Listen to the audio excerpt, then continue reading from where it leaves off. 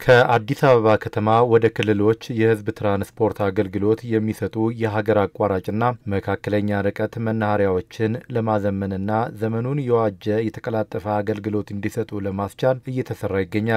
ከነዚህ መናኸሪያዎች አንዱ የሆነውና ቀድሞ ግንባታው የተጀመረው የቃሊቲ መናኸሪያ ወደ ደቡብና ምስራቅ ኢትዮጵያ የመጓጓዣ አገልግሎትን የሚሰጥ ሲሆን በዘመናዊ መልኩ ተገንብቶ በመጠናቀቅ ላይ ይገኛል። የአዲስ አበባ ከተማ አስተዳደር ከንቲባ ወይዘሮ አዳነች አቤቤና የትራንስፖርትና ሎጂስቲክስ ሚኒስትር ዶክተር አለሙ ስሜም የመናኸሪያውን የግንባታ ሂደት ጎብኝተዋል። የቃሊቲ ሞዴል ዘመናዊ የሀገር አቋራጭና መካከለኛ የህዝብ ትራንስፖርት መናኸሪያ በቅርብ ጊዜ ተጠናቆ ለአገልግሎት ክፍት እንደሚሆን ነው የትራንስፖርትና ሎጂስቲክስ ሚኒስትር ዴኤታ አቶ ደንጌ ቦሩ የገለጹት። ይሄ የህዝብ ሞዴል መናኸሪያ አሁን ግንባታው ኦልሞስት ተጠናቋል።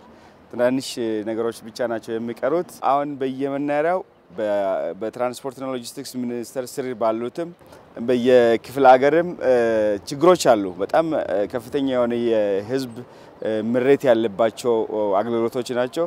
ይሄኛው በአጠቃላይ የነበረውን አገልግሎት ወደ ላቀ ደረጃ ከፍ የሚያደርግ ነው ማለት ነው። በቅርቡ አስመርቀን ለህዝባችን አገልግሎት የምናደርስ ይሆናል። 3.9 ሄክታር መሬት ላይ ያረፈው መናኸሪያው በርካታ አገልግሎቶችን በውስጡ ማካተቱንና ዘመናዊ የህዝብ ትራንስፖርት አገልግሎትን ለመስጠት የሚያስችል መሆኑንም ነው ሚኒስትር ዴኤታው የተናገሩት። ይሄ መናኸሪያ ከ3.9 ሄክታር ላይ ነው ያረፈው። ህንጻውን ብቻ ብንወስድ ህንጻ ብቻውን ወደ 4800 ካሬ ላይ ነው ያረፈው። ከ8000 ካሬ በላይ ግሪነሪ አለ። በአንድ ጊዜ ከ1130 በላይ ወንበሮች አሉት። ከስር ወንበር ላይ ቁጭ ብሎ ወረፋ ይጠብቃሉ። በአንድ ሰዓት ውስጥ ይሄ መናኸሪያ ወደ 120 ባሶችን ያስተናግዳል። ያ ማለት በአንድ ሰዓት ውስጥ ከ7200 መንገደኞችን ማስተናገድ ወይ ማጓጓዝ ይችላል። ብዙ አይነት የመቆያ ቦታዎች አሉ፣ ካፌዎች አሉ፣ ሱቆች አሉ፣ ሞሎች አሉን፣ የስብሰባ አዳራሾች አሉ። የቲኬት ኦፊሶች በጣም ብዙ ናቸው፣ ከ13 በላይ ናቸው። በኢቲኬቲንግ በዲጂታላይዝድ የሆኑ አገልግሎቶችን የሚሰጥበት ህዝባችንን የሚያረካ ስራ የሚሰራበት ቦታ ነው። ፕሮጀክቱ ከተጀመረ ወቅት አንስቶ የአዲስ አበባ ከተማ አስተዳደር ከፍተኛ ድጋፍ ሲያደርግ መቆየቱን የተናገሩት አቶ ደንጌ በቀጣይ በዙሪያው በሚሰሩ መሰረተ ልማቶች ዙሪያ ከከንቲባ አዳነች አቤቤ ጋር ውይይት መደረጉንም ገልጸዋል። እስካሁን ፕሮጀክቱ ከተጀመረ ጊዜ ጀምሮ የአዲስ አበባ ከተማ አስተዳደር በተዋረድ ባሉ መዋቅሮች ከፍተኛ የሆነ ድጋፍ እየተደረገልን ነው ያለው። ወደፊት ይሄ መናኸሪያ ሊሰፋ ይችላል፣ ማስፋፊያ ያስፈልጋል። ከዚህ ጋር ተያያዥ ሌሎችም የልማት ስራዎች መሰራት አለባቸው። ሆቴሎች እዚህ አካባቢ ይፈልጋሉ። ከዚህ ጋር የከተማው ታክሲ ተርሚናል ያስፈልጋል።